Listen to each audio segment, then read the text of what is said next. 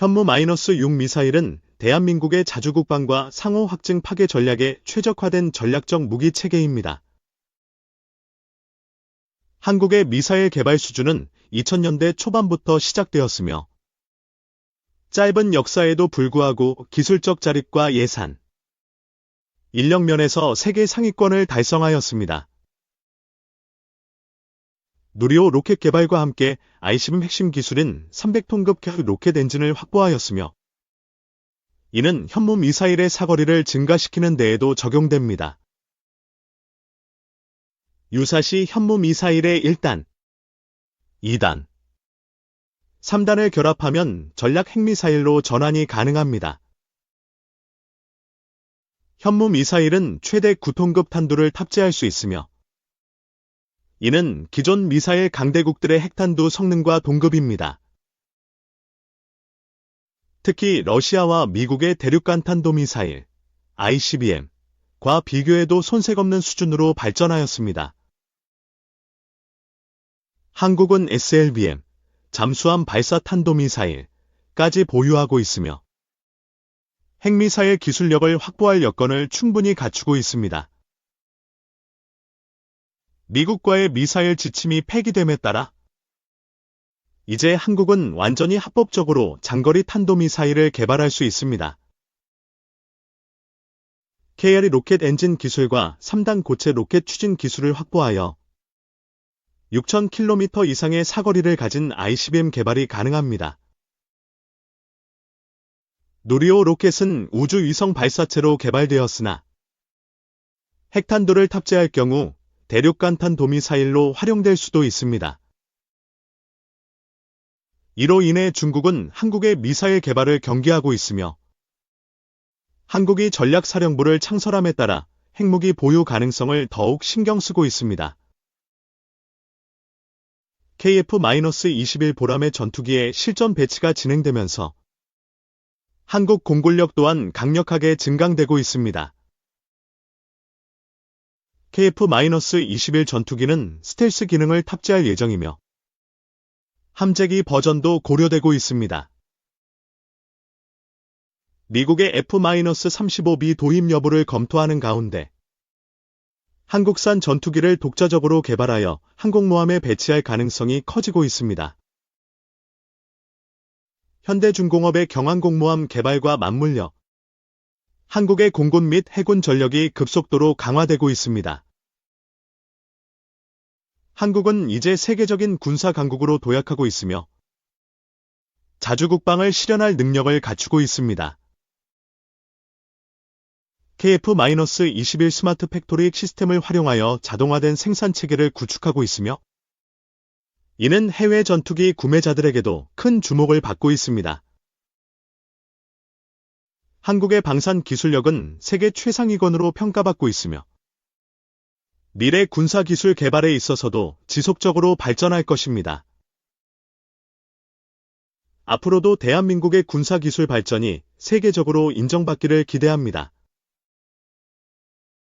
구독과 알림 설정을 해주시면 신속하고 정확한 국방 소식을 받아보실 수 있습니다. 감사합니다. 한국은 1950년대 한국전쟁 이후 외국의 무기 지원에 의존하는 군사정책을 유지했으나 1970년대 이후 독자적인 미사일 개발의 필요성이 대두됐다. 현재 한국은 이미 탄도미사일, 순항미사일, 대공미사일, 대한미사일 등을 독자적으로 개발할 수 있는 능력을 갖추고 있어 군사독립과 국가발전이라는 두 마리 토끼를 동시에 이룰 수 있다. 한국전쟁 이후 한국의 국방사정은 매우 열악했다. 당시 우리는 미군이 제공하는 무기, 특히 장거리 공격이 가능한 미사일에 의존했다. 따라서 한국은 1970년대까지 MGR-1 이글 지대지 미사일 등 일부 미사일을 미국에서 수입해 운용했다. 그러나 1970년대에는 북한의 군사적 위협이 나날이 증가했고 미국의 정책 변화로 인해 한국의 자체 국방력 구축의 필요성이 커졌다. 이러한 배경에서 박정희 정부는 자주국방을 선언하고 무기와 미사일에 대한 국내의 종합적인 연구개발을 추진하기 시작했다. 이를 위해 1970년 국방과학연구소 (ADD가) 설립됐고 우리나라 최초의 독자적인 미사일 개발 사업이 이곳에서 시작됐다. 한국의 종합적인 미사일 개발은 1970년대 중반부터 시작됐다. 미국과 협력해 미사일 기술을 확보하려 했으나 미국은 미사일 확산을 막기 위해 엄중한 제재를 가했다. 따라서 한국은 자체 미사일 개발에 착수했습니다. 그 결과 한국은 1978년 첫 탄도미사일 현무-1호를 개발했다. 이 미사일은 미국의 나이키 허큘리스 지대공 미사일을 개량한 것으로 사거리 약 180km, 탄두 중량 500kg이다. 이는 우리가 북한을 겨냥해 독자 개발한 최초의 탄도미사일이라는 점에서 큰 의미를 갖는다. 그러나 당시 미국과 체결한 미사일 협정으로 인해 사거리와 탄두 중량에 제한이 있어 한국의 장거리 탄도미사일 개발은 더욱 어려워졌다. 그럼에도 불구하고 현무-1호의 개발은 한국 미사일 역사상 매우 중요한 첫걸음이다. 1990년대 이후 한국은 미사일 개발에 더욱 속도를 냈다. 특히 북한의 미사일 위협이 고조되면서 우리도 이에 대응할 수 있는 장거리 미사일 개발에 전력을 다하고 있다. 이러한 노력의 결과로 1990년대 후반 현무-2 탄도미사일이 개발되었다. 현무-2는 기존 현무-1에 비해 사거리가 늘어나고 유도 기술도 개선돼 더욱 정확한 타격이 가능하다.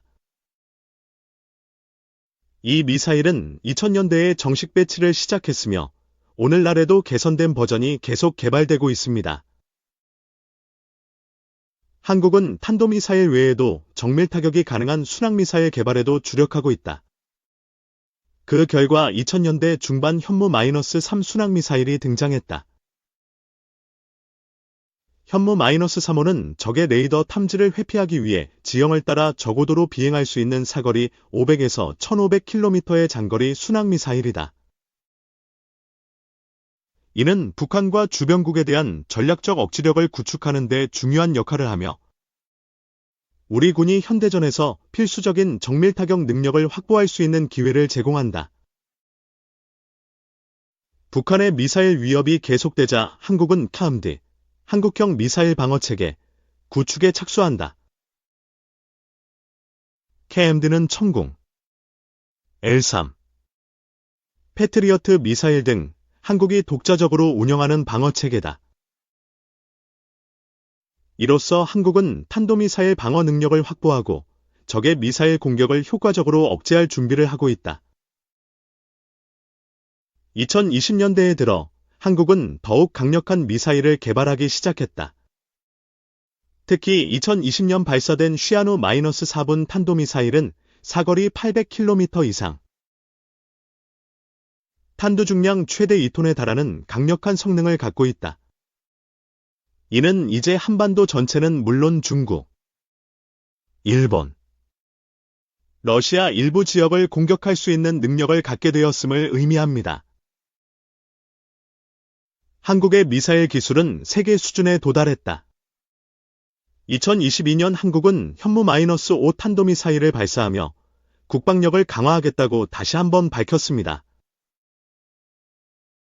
현무-5는 현무-4호의 성능을 대폭 개선한 차세대 미사일로 특히 세계에서 가장 강력한 탄두 중량을 갖춘 미사일 중 하나로 평가받고 있다. 현무-5는 북한의 핵미사일 기지와 지하벙커, 주요 군사시설을 높은 정밀도로 타격할 수 있다. 북한은 지하 깊은 곳에 핵무기와 미사일 시설을 건설했고 기존 미사일로는 이를 완전히 파괴하기 어렵다.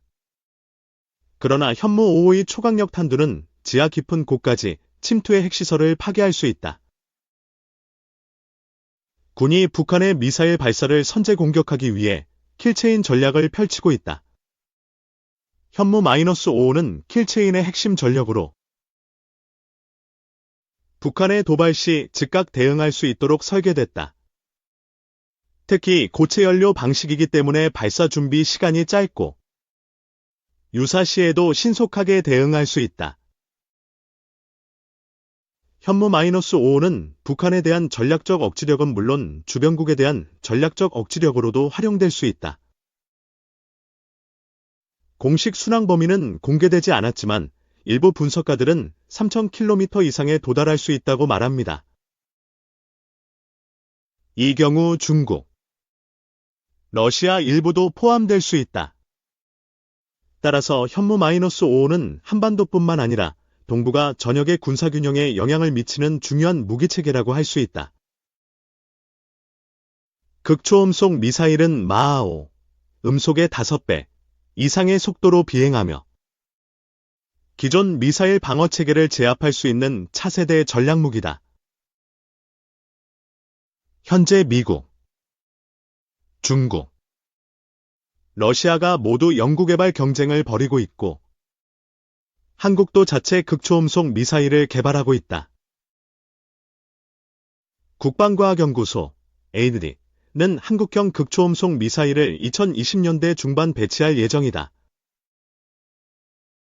이 미사일은 개발에 성공하면 북한뿐만 아니라 동북아 전역에 강력한 억지력을 발휘할 수 있다. 한국은 우주발사체 기술을 군사적 목적으로 활용하는 방안을 연구하고 있다.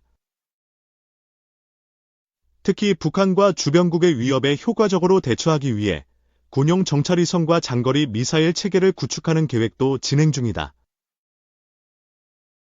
이 기술이 확보되면 한국은 대륙간 탄도미사일, ICBM, 급 미사일을 개발할 수 있게 된다.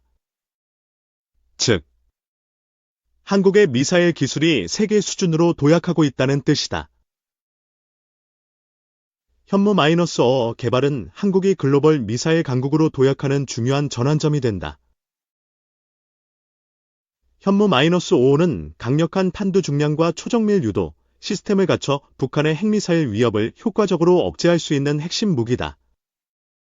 또한 한국은 극초음속 미사일과 우주 기반 이 국내 최초 저피탑 무인 편대기 기술 시범기 출고